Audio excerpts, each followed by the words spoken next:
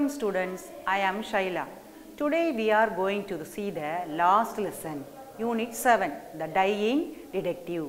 It is a very thrilling story with Holmes cornering the suspect and making him confess the truth.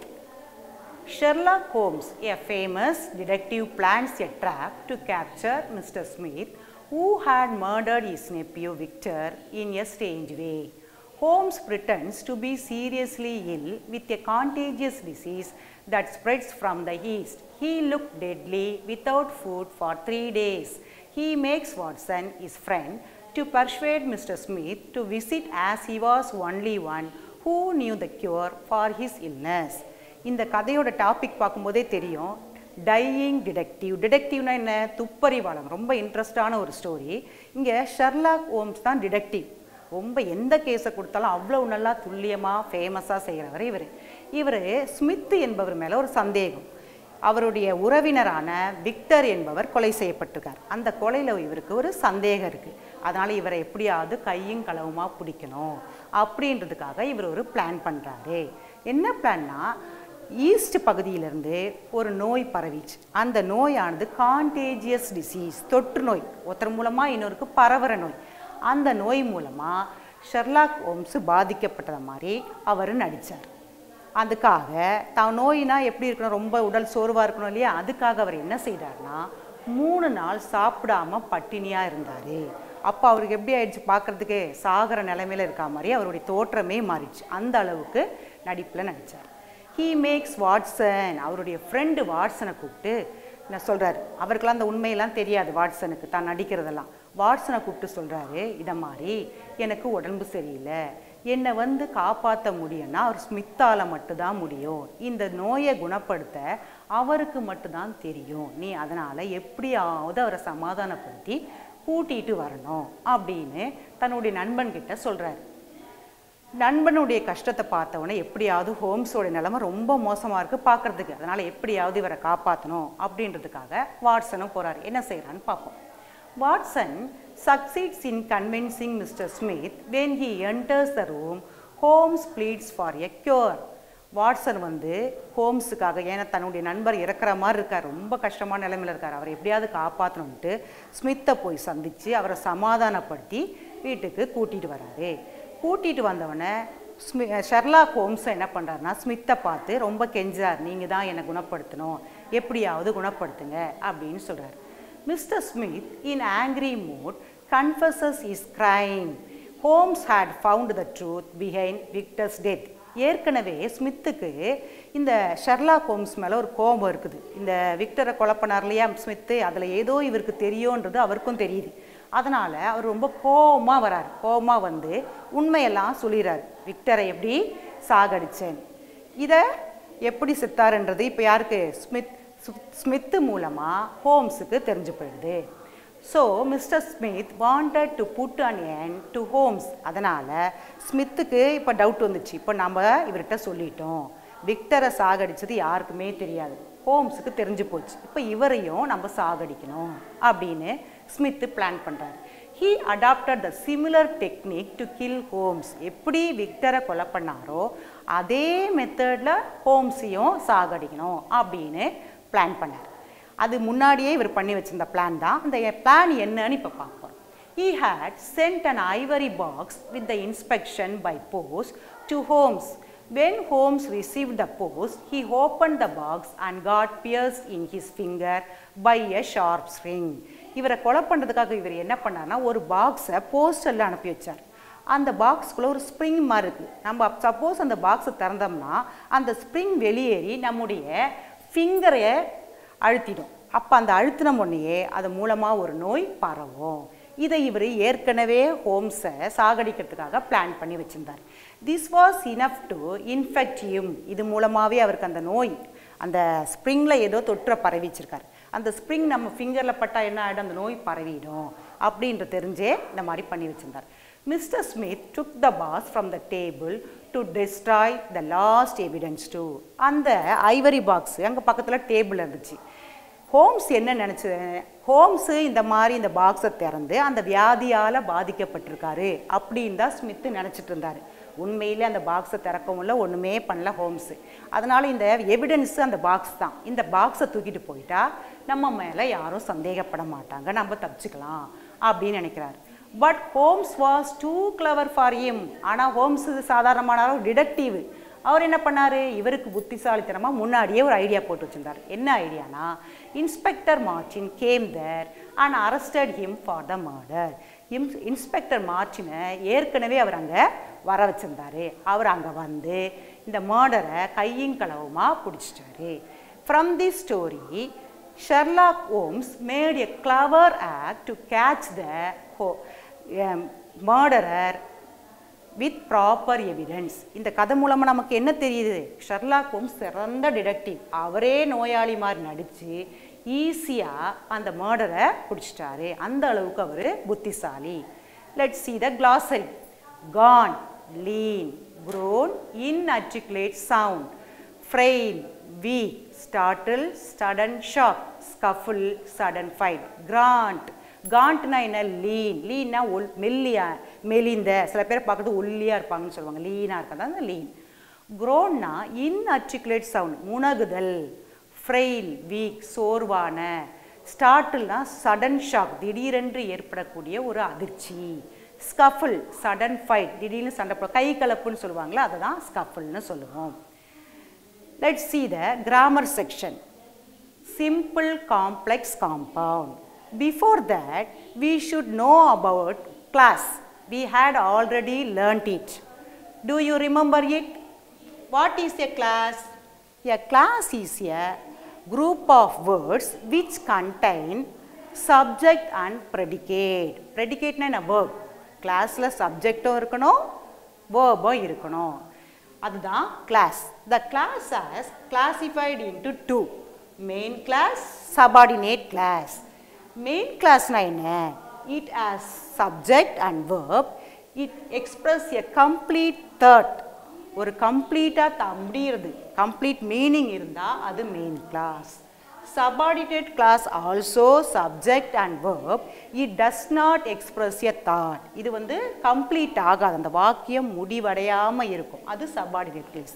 இது ரெண்டும் நமக்கு தெரிஞ்சாதான் நம்ம simple complex காம்பவுண்டுக்கே போக முடியும். திருப்பி சொல்கிற கவனிச்சுக்கோங்க. கிளாஸ்னா என்ன, சப்ஜெக்டும் வேர்பும் இருக்கணும். நம்ம முன்னாடி படிச்சிருக்கோம் கிளாஸு ஃப்ரேஸுன்னு. ஃப்ரேஸ்னா சப்ஜெக்ட் வேர்பு இருக்காது, இப்போ அது நமக்கு தேவையில்லை. கிளாஸ் மட்டும்தான் பார்க்க போகிறோம். மெயின் கிளாஸ்னா சப்ஜெக்ட் வேர்பு இருக்கும், அந்த கம்ப்ளீட் ஆகிருக்கும், வாக்கியம் முழுமை பெற்றிருக்கும். சபார்டினேட் கிளாஸ்லேயும் சப்ஜெக்ட் வேர்பு இருக்கும், ஆனால் அந்த வாக்கியம் முழுமை பெறாமல் இருக்கும். இப்போ நம்ம சிம்பிள் காம்ப்ளெக்ஸ் பார்க்க போகிறோம். First sentence simple sentence. It has only one finite verb. ஒரு சென்டென்ஸில் ஒரே ஒரு ஃபைனட் வேர்ப் இருந்தால் அது simple sentence. Being late, I miss the train. Example பாருங்கள். Being late, I miss the train. இதில் எது வேர்பு? மிஸ்ட், தவற விடுறது. அப்போ அந்த ஒரே ஒரு ஃபைனட் வேர்ப் இருக்கிறதால இது என்ன சென்டென்ஸு? Simple sentence. அந்த பீயிங் லேட் வந்து phrase. Being late, I miss the train. Second பாருங்க, காம்ப்ளெக்ஸ். காம்ப்ளெக்ஸ் எப்படின்னா, it has one main clause and one or more subordinate clauses. ஒரு மெயின் கிளாஸ் கண்டிப்பாக இருக்கணும், ஒன்றுக்கு அல்லது மேற்பட்ட சபார்டினேட் கிளாஸ் இருந்தால் அது என்னன்னு சொல்லலாம்? Complex sentence. He can't see because he is blind. He can't see, அவனால் பார்க்க முடியாது. அது என்னது? Main clause. Because he is blind, ஏனென்றால் அவனுக்கு கண்ணு தெரியாத காரணத்தினால் அப்படின்னு முடிவடையாமல் இருக்கு பாரு, பிகாஸ் வரதில்லை, அது பின்னாடி இருக்குதப்போ சபார்டினேட் கிளாஸ். இந்த மெயின் கிளாஸ் சபார்டினேட் ரெண்டும் இருந்தால் தான் அது காம்ப்ளெக்ஸ் சென்டென்ஸ். தேர்டு பாருங்க, compound sentence. It has two main classes combined by a coordinating conjunction. காம்பவுண்டுனாவே குறைஞ்சது 2 மெயின் கிளாஸ் இருக்கணும். இந்த 2 மெயின் கிளாஸை ஒரு கோஆர்டினேட்டிங் கன்ஜக்ஷன் இணைக்கப்பட்டிருக்கும். கோஆர்டினேட்டிங் கன்ஜக்ஷன் என்ன? அண்ட், பட், ஸோ, பட்டு, எட்டு, ஸ்டில்லு, இந்த மாதிரி வார்த்தைகளை தான் நம்ம என்னென்னு சொல்லுவோம்? Coordinating conjunction. நடுவில் வந்து ஜாயிண்ட் ஆகிருக்கும். திருப்பி ஞாபகப்படுத்திக்கங்க. சிம்பிள்னா ஒரே ஒரு ஃபைனட் இருக்கணும். காம்ப்ளெக்ஸ்னா மெயின் கிளாஸும் இருக்கும், சபார்டினேட் கிளாஸும் இருக்கும். காம்பவுண்டுக்கு மெயின் கிளாஸ் மட்டும்தான் வரும். அடுத்தது இப்போ இந்த காலம் பாருங்கள், சிம்பிள், காம்ப்ளெக்ஸ், காம்பவுண்ட்.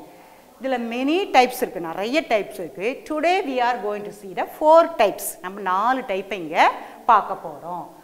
சிம்பிளில் பாருங்கள் 2 இருக்கும். 2 காம்ப்ளெக்ஸில் மாற்றும்போது so that can or could not. அதாவது ப்ரெசன்ட் டென்ஸாக இருந்தால் கேன் போடணும், பாஸ்ட் டென்ஸாக இருந்தால் குட் போடணும். அடுத்தது காம்பவுண்டாக மாற்றும்போது very and so can or குடென்ட். அடுத்தது second type inspite of or despite. அதை நம்ம காம்ப்ளெக்ஸை மாற்றும்போது எப்படி மாறும்? தோ, ஆல்தோ, ஈவன் தோ. காம்பவுண்டில் but, yet, still. Third being, because of. இங்கே காம்ப்ளெக்ஸ் என்ன வரும்? As, since. காம்பவுண்டில் so and so. Fourth on plus verb ING. இது காம்ப்ளெக்ஸாக மாறும்போது ஆஸ் சூன் அஸ், வென். காம்பவுண்டில் அண்ட். இந்த காலத்தை நம்ம படிச்சுட்டாவே போதும், ஈஸியாக இந்த 4 டைப்ஸ். முதல்ல உங்களுக்கு கொஞ்சம் கஷ்டமாக தான் இருக்கும், திரும்ப திரும்ப நம்ம ப்ராக்டிஸ் பண்ணும்போது இது ஈஸியாக புரியும். இப்போ இது ஒன்றுத்துக்கு நம்ம எக்ஸாம்பிள் பார்க்க போகிறோம். அதை பாருங்கள். Ramu is too poor to buy a bicycle. Ramu is too poor to buy a bicycle. to வந்தா என்னது? சிம்பிள். இதில் என்ன verb? buy. ஒரே ஒரு ஃபைனைட் verb இருக்கு. அப்போ சிம்பிள் சென்டென்ஸ். இதை நம்ம காம்ப்ளெக்ஸாக மாற்ற போகிறோம். அப்போ என்ன யூஸ் பண்ணோம்? இந்த 2 என்னவா மாறிடும்? ஸோ அப்புறம் தட்டு சேர்க்கணும். இது வந்து ராமு ஈஸ், அப்போ ப்ரெசன்ட் டென்ஸ். அப்போ என்னதான் வார்த்தை யூஸ் பண்ணோம்? Can. Ramu is so poor that he cannot buy a bicycle. அது காம்ப்ளெக்ஸ். இப்போ காம்பவுண்டாக மாற்றும்போது அந்த ஸோ என்னவா மாற்றினோம்? Very. Ramu is very poor and so he cannot buy a bicycle. இதில் ஒரு ஃபைனட் வந்துச்சு. இப்போ Ramu is so poor main clause, அடுத்து பின்னாடி வருது சபார்டினேட் கிளாஸ். இதில் பாருங்கள் காம்பவுண்ட் எப்படி பார்த்துறோம்? Ramu is very poor. Ramu ரொம்ப புவராக இருக்கான், அது முடிஞ்சு போச்சு, அது ஒரு main clause. He cannot buy a bicycle. அவனால் சைக்கிள் வாங்க முடியாது, அதுவும் பைசைக்கிள், அதுவும் ஒரு மெயின் கிளாஸ். நடுவில் என்ன சேர்க்குறோம்? அண்டு ஸோ என்ற கோஆர்டினேட்டிங் கன்ஜெக்ஷன் சேர்க்குறோம். அப்போ அது காம்பவுண்ட் சென்டென்ஸ். இப்போ செகண்ட் டைம் பார்ப்போமா? இதை வச்சு in spite of model. In spite of his poverty he helps other. In spite of his poverty, அது phrase. He helps others, அது main class. ஒரு main class இருக்கு. இங்க verb என்ன? helps. அப்போ ஒரே ஒரு finite verb. அப்போ அது என்னது? main class. அதை நம்ம காம்ப்ளெக்ஸாக மாற்றும்போது இதில் ஏதாவது ஒரு தோ சேர்க்கலாம். இப்போ though he is poor, he help others. அவன் ஏழையாக இருந்தாலும் அவன் மற்றவர்களுக்கு உதவி செய்கிறான். though he is poor, அது கம்ப்ளீட் ஆகலை, அப்போ அது subordinate clause. he help others, அது முடிஞ்சு போச்சு, அப்போ அது என்னது? Main clause. அப்போ அது காம்ப்ளெக்ஸாக மாற்றியாச்சு. ஒரு சபார்டினேட் ஒரு மெயின் கிளாஸ் ரெண்டையும் கொண்டு வந்துட்டோம். இப்போ காம்பவுண்டுக்கு போக போகிறோம். காம்பவுண்ட் என்ன? அவன் ஏழையாக இருக்கான், இருந்தாலும் உதவி செய்கிறான், இல்லை ஆனாலும் உதவி செய்கிறான். இப்போ பட்டு எட்டு எதையாவது யூஸ் பண்ணலாம். he is poor, அவன் ஏழை. பட் he helps others, ஆனாலும் அவன் உதவி செய்கிறான். அப்போ அங்கே பட்டுன்ற வார்த்தையை எழுதி பண்ணுறோம். ஈஸ் புவர் ஒரு main clause, he helps other ஒரு மெயின் கிளாஸ். நடுவில் பட்டு என்ற கோஆர்டினேட்டிங் கன்ஜெக்ஷனை சேர்க்குறோம். தேர்ட் டைப் போகலாமா? Being, because of. Being sick, he was absent. Being sick phrase, he was absent main clause. இங்கே வந்து ஃபைனட் verb என்ன இருக்குது? verb was இருக்குது. அடுத்தது இதை வந்து நம்ம காம்ப்ளெக்ஸில் மாற்றும் போது ஆஸ் யூஸ் பண்ண போகிறோம். As he was sick, he was absent. as he was sick, அவனுக்கு உடல்நிலை சரியில்லாததால், அது முடியல, அப்போ அது என்ன class? Subordinate clause. he was absent, அவன் இன்னைக்கு ஆப்சண்ட் ஆகிட்டான், அப்போ அது முடிஞ்சு போச்சு, அப்போ மெயின் கிளாஸ். ரெண்டுமே வருது இல்லையா? சபார்டினேட் கிளாஸ், மெயின் கிளாஸ், அது காம்ப்ளெக்ஸ். இப்போ காம்பவுண்ட்னா என்னது? ரெண்டுமே மெயின் கிளாஸ் இருக்கணும். he was sick, அவனுக்கு உடல்நிலை சரியில்லை, முடிஞ்சு போச்சு, main clause. he was absent, அவன் ஆப்சண்ட் ஆகிட்டான், அப்போ நடுவில் என்ன சேர்க்கலாம்? ஆகையால் and so. he was sick and so he was absent. இப்போ ஃபோர்த் டைப் போகலாமா? ஃபோர்த் டைப் என்ன? on verb ing. on seeing the police, the thief ran away. on seeing the police, the thief ran away. இதில் என்ன verb இருக்குது? ran. அப்போ ஒரே ஒரு finite verb தான் இருக்குது. அப்போ இது main clause. Simple sentence. Main clause the thief ran away, main class. இது ஒரு சிம்பிள் சென்டென்ஸ். இப்போ நம்ம அதை காம்ப்ளெக்ஸாக மாற்ற போகிறோம். as soon asம் யூஸ் பண்ணலாம், இதில் வென்னும் யூஸ் பண்ணலாம். as soon as the thief saw the police. இதில் மட்டும் கொஞ்சம் மாற்றிக்கணும். ஏன்னா ஓடுறது யார்? திருடன். திருடன் போலீஸை பார்த்து அவன் ஓடுறான். அப்போ தீஃபை முதல்ல கொண்டு வந்துடணும். as soon as the thief saw the police, he ran away. அதில் பாருங்கள், as soon as the thief saw the police. திருடன் போலீஸை பார்த்த உடனே. இது முடிஞ்சிடுச்சா? முடியலை. அப்போ அது என்ன class? Subordinate clause. he ran away. அது கம்ப்ளீட் ஆகிடுச்சு, அவன் ஓடிட்டான். அப்போ அது மெயின் கிளாஸ். அப்போ சபார்டினேட் கிளாஸ், மெயின் கிளாஸ் ரெண்டுமே வர காம்ப்ளெக்ஸ் சென்டென்ஸ். இப்போ லாஸ்ட்டு காம்பவுண்டு பார்க்க போகிறோம். the thief saw the police. திருடன் போலீஸை பார்த்தான். முடிஞ்சு போச்சு. அப்போ அது main clause. he ran away. அவன் ஓடிவிட்டான். அதுவும் மெயின் கிளாஸ். அப்போ ரெண்டு மெயின் கிளாஸ் வருது. இப்போ நடுவில் என்ன சேர்க்கணும்? கோஆர்டினேட் கன்ஜக்ஷன் அண்டு சேர்க்க போகிறோம். the thief saw the police and he ran away. இப்போ உங்களுக்கு இந்த கிராமர் ரொம்ப நல்லா புரிஞ்சிருக்கும்னு நினைக்கிறேன். அடுத்து நம்ம poetry section போவோம். Shall we go to the poetry section? The House on Elm Street. It was written by Nadia Bush.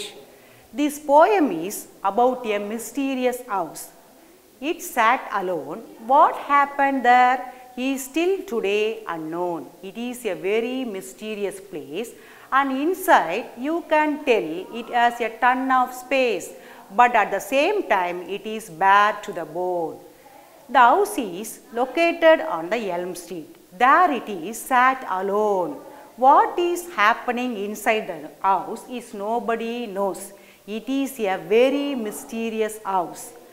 There is a lot of place inside the house, but at the same time it is empty everywhere. இந்த படத்தை பார்க்கும்போதே உங்களுக்கு தெரியும், பயங்கரமாக இருக்கு இல்லையா அந்த வீடு. இந்த ஹவுஸு எல்ம் ஸ்ட்ரீட்டில் இருக்குது. இது ஒரு தனிமைப்படுத்தப்பட்ட வீடு. அப்படின்னா என்ன அர்த்தம்? அக்கம் பக்கத்தில் எந்த வீடுமே இல்லை. அந்த வீட்டுக்குள்ளே என்ன நடக்குதுன்னு யாருக்குமே தெரியாது. இது ஒரு மர்மமான புதிரான வீடு. அது மட்டும் இல்லாமல் இந்த வீட்டுக்குள்ளே நிறைய இடங்கள் இருக்குது. டன் ஆஃப் ஸ்பேஸ், நிறைய இடம் இருக்குது. ஆனால் அதனால் ஒரு யூஸும் இல்லை, எம்டியாக தான் இருக்குது. Second stanza. At night the house seems to be alive. Lights flicker on and off.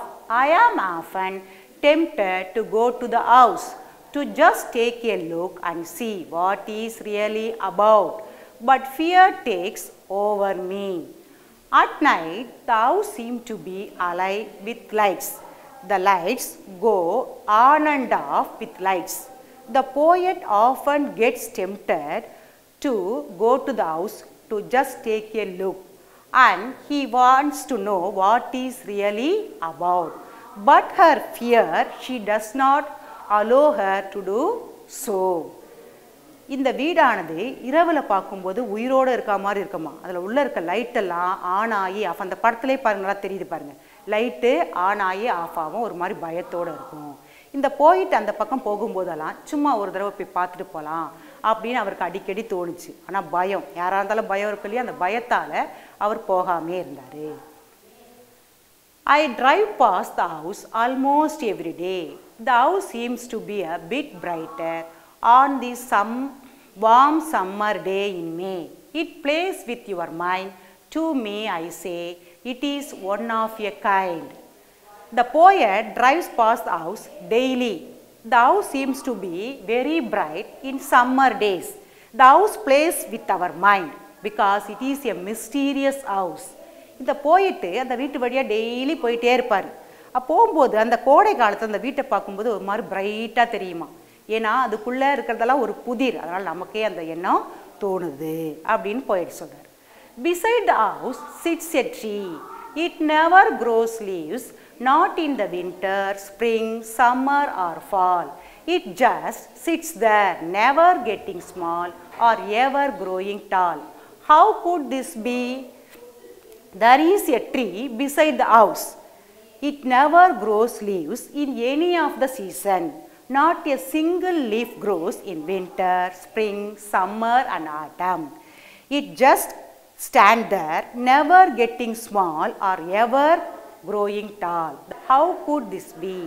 The tree stands there constantly, never getting small or ever growing tall. The poet wonders, how could this be happen? இந்த மரம் அப்படியே அங்கே தான் நிற்கிது, பெருசாகவும் மாட்டேங்குது, சிறுக்கவும் இல்லை. எப்படி இதெல்லாம் நடக்குது அப்படின்னு அந்த போயட்டு யோசிக்கிறாரு. Rumors are constantly being made, and each day the house just begins to fade.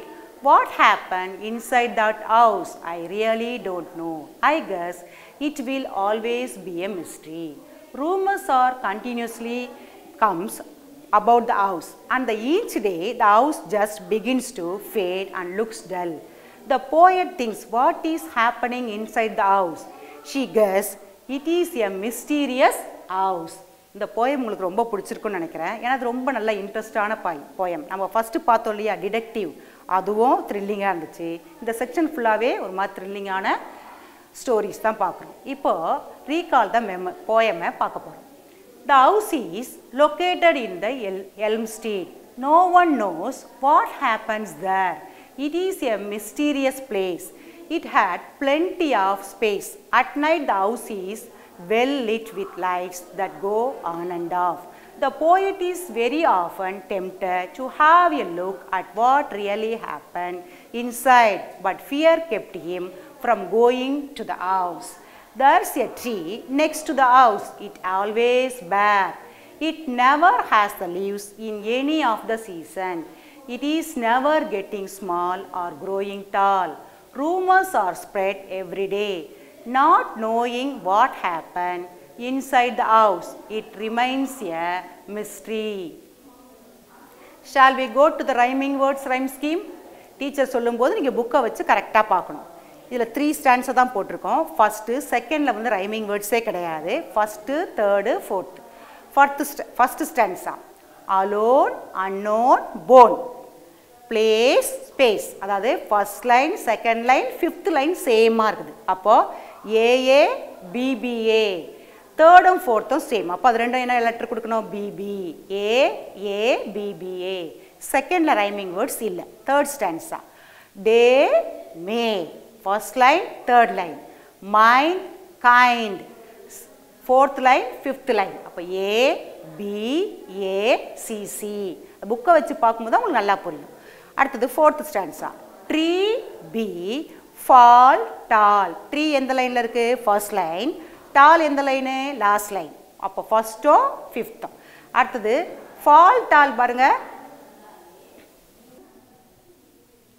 Third ஸ்டாண்ட்ஸா day, may, kind, mind. A, B, A C C. அதாவது டே, மே ஃபஸ்ட்டும் தேர்டும் சேமாக இருக்கும். Mind, kind fourth, fifth. Second line மட்டும் வேறு. அப்போ ஏ, பி, ஏசிசி. ஃபோர்த்து பாருங்கள் tree, be, fall, tall. Tree வந்து ஃபர்ஸ்ட் லைன், பி வந்து லாஸ்ட்டு, ஃபிஃப்த் லைன். அது ட்ரீயும் பியும் ஃபஸ்ட்டும் ஃபிஃப்த்தும். அப்புறம் டால், ஃபால். இப்போ A, B, C C A. Shall we go to the supplementary section? A dilemma. Shailas Ware Mitchell was an American physician and author who excelled in novels of psychology. Main characters in this story are Tom, Philip, Tom's uncle. இந்த கதையில் ரெண்டே பேர் தான். இதுவும் ஒரு புதிரான கதை. அந்த section ஃபுல்லாகவே, இந்த யூனிட் 7 ஃபுல்லாகவே ஒரு புதிராக தான் இருக்கும். டாமுடைய uncle Filippo. Tom's uncle Philip was an inventor and a mechanical engineer. He had a mania for precious stones collection. Tom's uncle left an iron box containing precious stones before he died. It is guarded by dynamite at the lock. He wanted to open it. He arranged wires. He feared that all the rubies would scatter. He hung the key on his watch guard. டாமுடைய uncle வந்து Philip வந்து ஒரு inventor. அது மட்டும் இல்லாமல் ஒரு mechanical engineer. இவருக்கு இந்த ப்ரெஷியஸ் ஸ்டோன்ஸ், விலை மதிப்புடைய கற்கள்லாம் சேமிக்கிறது ரொம்ப ஆர்வம். அதனால் நிறைய சேர்த்து வச்சுட்டார். கடைசியில் தான் இறக்குற போது டாம் கிட்ட அதை கொடுத்துட்டு அந்த பாக்ஸை கொடுத்துறாரு. ஒரு பாக்ஸ் ஃபுல்லாக அந்த ப்ரெஷியஸ் ஸ்டோனை கொடுத்துட்டு இறந்து போயிடுறாரு. ஆனால் அதில் ஒரு முக்கியமான வேலை மர்மம் செஞ்சு வச்சுருக்காரு. என்னென்னா, அந்த எப்படி அந்த அயன் பாக்ஸை திறக்கணும் அப்படின்றதுக்கு ஒரு லாக் இருக்கும் இல்லையா, அந்த லாக்கை ஓப்பன் பண்ணுறதே ஒரு வித்தியாசமான முறை. அதுக்கு ஒரு லெட்டர் வச்சுருந்தார். அந்த லெட்டரில் என்ன இருந்துச்சுன்னா, அந்த பாக்ஸை ஓப்பன் பண்ணும்போது ஷேக் ஆகக்கூடாது, அதாவது ஆட்டக்கூடாது. ஆட்டி அது ஷேக் ஆகிடுச்சுன்னா அதில் இருக்க வெடிபொருட்கள் வச்சுருக்காரு. அந்த வெடிபொருளைனா அதை வெடித்து பாக்ஸும் போயிடும், கூட இருக்க நம்மளும் இறந்துடுவோம். அப்படி ஒரு இக்கட்டான சூழ்நிலையை உருவாக்கி வச்சுட்டு அவர் இறந்து போயிட்டார். அதனால் இந்த பாக்ஸை எப்படி ஓப்பன் பண்ணுறது அப்படின்னு ஒரே கவலை டாமுக்கு. நிறைய ஒயர்லாம் அரேஞ்ச் பண்ணி ஒரு நாள் உட்கார்றான். ஆனால் உட்காரும்போது பயம் வந்துச்சு, இதை ஓப்பன் பண்ண தப்பாக அந்த ஒயரை கனெக்ஷன் பண்ணிட்டோம்னா நம்மளும் இறந்து போயிடுவோமே அப்படின்றதுக்காக பயந்து போய் ஓப்பன் பண்ணலை. அந்த பண்ணிட்டு அந்த கீயை எடுத்துகிட்டு மாட்டிட்டு போயிட்டு he started thinking all the ways to open the box without being killed. எப்படியாவது நம்ம சாகாமல் எப்படி அந்த பாக்ஸை திறக்கணும் அப்படின்னு நிறைய முறையில் யோசித்து பார்க்குறான். He also contacted Professor Clinch but did not yield any solution. இதுக்காக ப்ரொஃபஸர் கிளின்ச் அப்படின்றவரை போய் சந்திக்கிறான். ஆனால் ஒரு தீர்வும் கிடைக்கல. He kept his box under his pillow to save from shaking. ஷேக் ஆனாவே இந்த பாக்ஸ் வெடிச்சிடும்னு சொல்கிறாங்க இல்லையா, அதனால் அவனுக்கு பயம். அதனால் தன்னுடைய பில்லோ கீழே வச்சுக்கிட்டு ஷேக் ஆகாமல் பார்த்துக்கிறான். His effort to lead about explosive led to suspicions and he had to change his name and occupation. எப்போ பாரு அவனுடைய மூளையே இதில் தான் இருந்துச்சு, இந்த பாக்ஸை ஓப்பன் பண்ணணும், எப்படியாவது அதை வெடிக்காமல் ஓப்பன் பண்ணணும், அதை பற்றியே யோசிச்சு ஒரு பைத்தியக்காரத்தனமாக இருந்தான். அங்கங்கே லைப்ரரியில் போய் வெடிமருந்து சம்மந்தப்பட்ட புக்கெல்லாம் வாங்கி படிக்க ஆரம்பித்தான். இதனால் நிறைய பேருக்கு சந்தேகம் ஏற்பட்டுச்சு. அதை பார்த்து இவன் பயந்து போய் தன்னுடைய பேர் தொழில் எல்லாத்தையுமே மாற்றிக்கிறான். He went to the collector and gave the letter, key and the box. கடைசியாக ஒரு கலெக்டர்கிட்ட போகிறான். அங்கே அந்த லெட்டர், அந்த பாக்ஸை எப்படி திறக்கணும்னு கொடுத்துருந்தாங்களோ அந்த லெட்டரு, கீ சாவி, அந்த பாக்ஸையும் கொடுக்குறான். He refused to accept it. ஆனால் அந்த கலெக்டரும் அதை வாங்க மறுத்துட்டாரு. Finally, he left the box at the Society for Preservation of Human Vivisection. கடைசியாக உயிர் தான் முக்கியம், இந்த பாக்ஸ் நமக்கு தேவையே இல்லை, நமக்கு இந்த பாக்ஸை வச்சுட்டு மண்டை பிச்சுட்டு போகுதுன்னு சொல்லிட்டு இதை ஒரு சொசைட்டி கிட்ட, அமைப்பு கிட்ட தானமாக கொடுத்துற. எந்த சொசைட்டினா ப்ரிசர்வேஷன் ஃபார் ஹியூமன் விவிசெக்ஷன், உடற்கூறு ஆராய்ச்சி செய்வாங்களே அந்த செக்ஷனுக்கு இந்த பாக்ஸை தானமாக கொடுத்துட்றான். இந்த கதை மூலமாக நமக்கு என்ன தெரியுது? விலை மதிப்புடைய பொருட்களை விட உயிர் தான் முக்கியம். Life is more precious than any other thing in the world அப்படின்னு நம்ம புரிஞ்சுக்கிட்டோம். இந்த கதை ரொம்ப புரிஞ்சிருப்பீங்க நினைக்கிறேன். இந்த ரொம்ப இன்ட்ரெஸ்டான ஸ்டோரி இல்லையா? Thank you students.